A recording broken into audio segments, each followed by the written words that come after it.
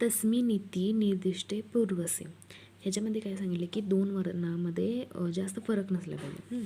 ह्याच्यामध्ये हा एक एक्झाम्पल घेतलं आहे, तर त्यामध्ये सुद्युपास्य ह्याच्यामध्ये स प्लस उ प्लस ध प्लस ई वगैरे वगैरे लिहिले डिस्ट्रीब्यूट करून.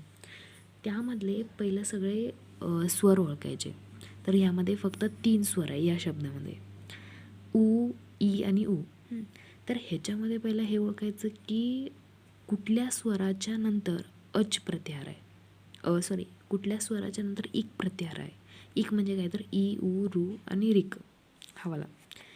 तर यामध्ये ऊमध्ये ऊच्या पुढं ध आहे, त्यामुळं त्यामध्ये इक नाही आहे. आता हे वाला ईच्या पुढं काय उ आहे, म्हणजे काय उ कशात येते, इक प्रत्याहारामध्ये येते ह्याच्यामध्ये.